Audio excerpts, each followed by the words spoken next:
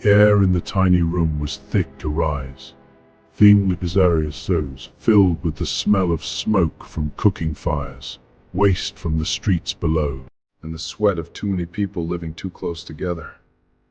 He could hear his wife Lucia Bribrosi beside him on their shopasad to slap up more daddy to cringe to warranties.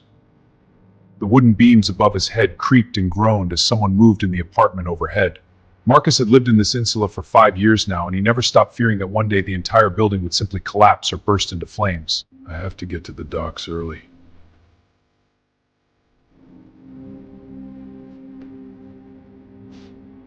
Foreman can't give the work away.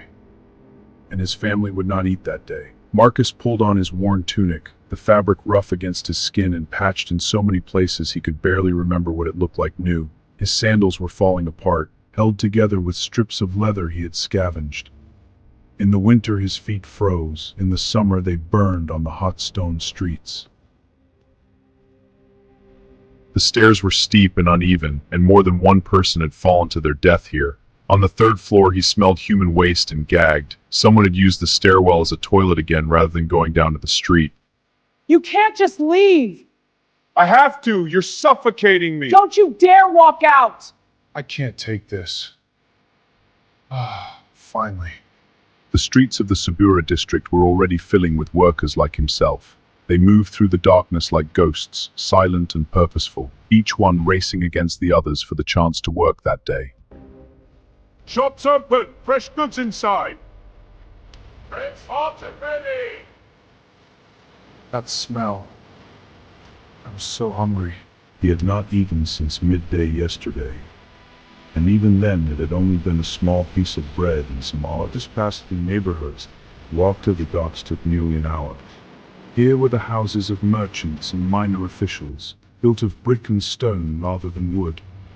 Here were the temples with their marble columns gleaming even in the pre-dawn darkness. Here were the public bathhouses where the wealthy went to relax and socialize.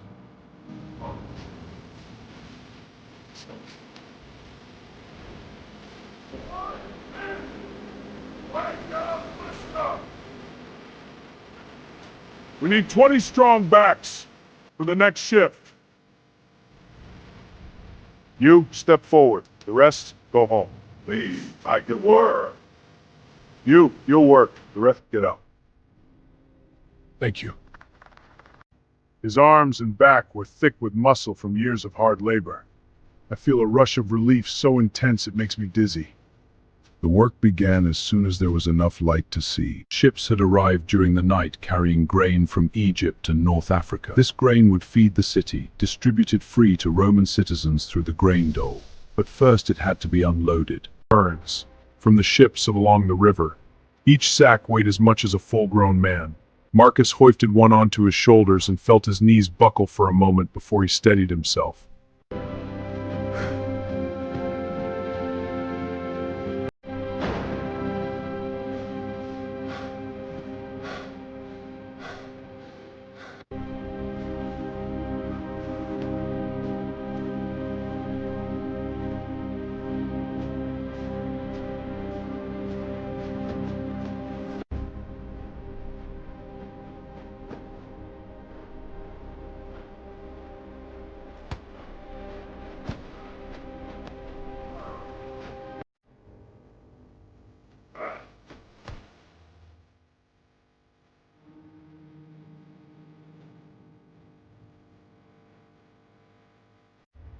Drag him to the wall. No one called for help. No one tried to give him water. They all knew that if you could not work, you were nothing. He'll live, but he won't work today. No work, no food for him or his family. If he has one, they will go hungry too. Rest now. The sun is high. Marcus, you'll pay for the morning. 4 asses. Bread and malted wine if I'm lucky. Not enough to feed his family properly, not enough to pay the rent on their miserable room, not enough for anything except another day of survival. But it was something, and something was better than nothing. Bread and wine, please. 2 coins. Here. Ah, that's better.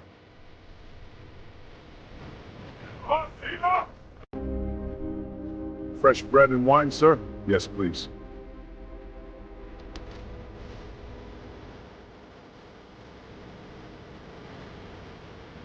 The grain prices are absurd. Indeed. A philosophical failure. True enough. This bread is from your grain.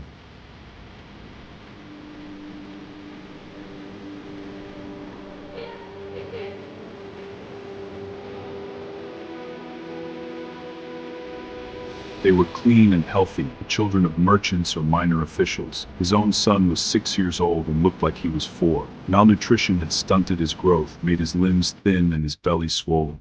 His daughter was just 2 years old, still nursing from Lucia, but Lucia herself barely had enough to eat, so her milk was thin and insufficient. Marcus knew his children would probably not live to adulthood. Most children in the Suburra did not. Disease, hunger, accidents, fire. After his brief meal, Marcus did not return to the docks. He had earned enough for today. If I went back, Quintus might not pay me anymore. Fresh pigs! Get your fresh pigs here! Poultry! Finest poultry in the city! Smoked and lit! Best quality! Arms for the bar! A coin of bread! A few coins for the show! Honors for entry. Heard the games are on? There was no privacy, no dignity. Their waste fell into a channel below where water pelted away to the Tiber. One of the things that made Rome civilized. Lucia! I'm here! Marcus, the baby is sick. And you have a fever. I'll get help. Illness is a death sentence for us. We cannot afford a real physician. The doctors for the wealthy charge fees I cannot earn in a year. There were cheaper options, herb sellers and folk healers who worked in the poor districts, but many of them were frauds who took your money and gave you useless potions. Marcus, Shh, don't speak. save yourself. I'm going for the physician. No.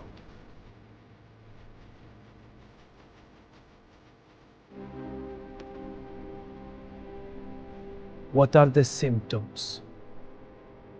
Lucia has a high fever and a bad cough. I have just the remedy. This will help. That will be 2 coins. Here, drink this. I know. Thank you. 2 asses for the bread and soup. Done. Here you are. Eat, son. Eat quickly.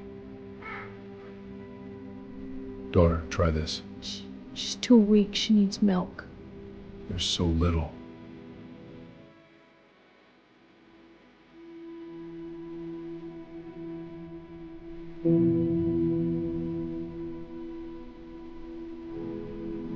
He could not afford to pay someone to watch them. If Lucia died, they would all die, slowly or quickly, but inevitably. As recently Morris and his prudence not enough. It had never been enough, but now with Lucicia sick, it was impossible.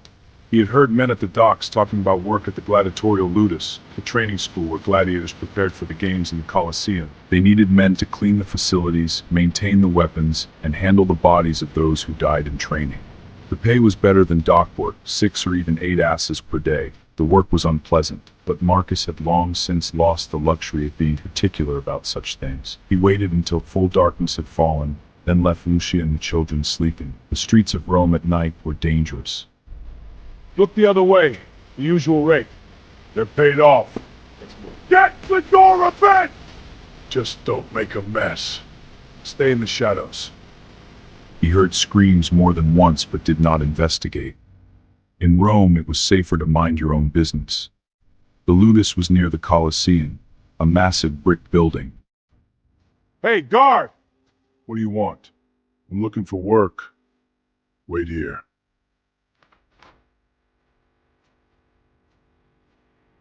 I am Decimus, overseer of this ludus.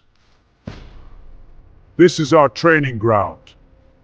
A place of controlled brutality.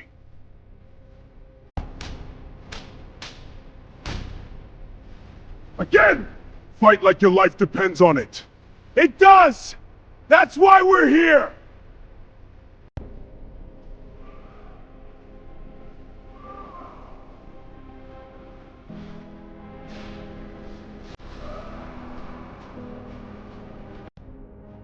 What happened to them?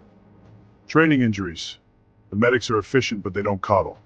You clean the areas, maintain the weapons and armor. I understand.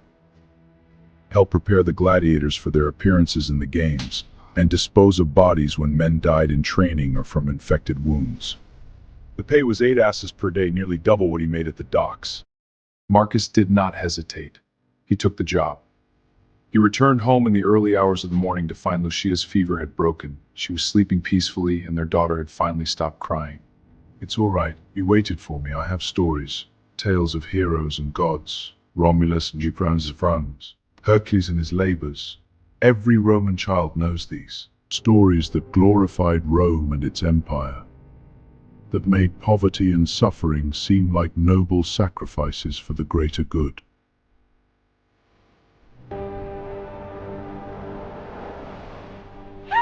I didn't do anything! Tomorrow, I wake before dawn and do it all again. This was sent with a marvelous typices, for men like Marcus empire the world had ever known. He slept, and he dreamed of nothing at all.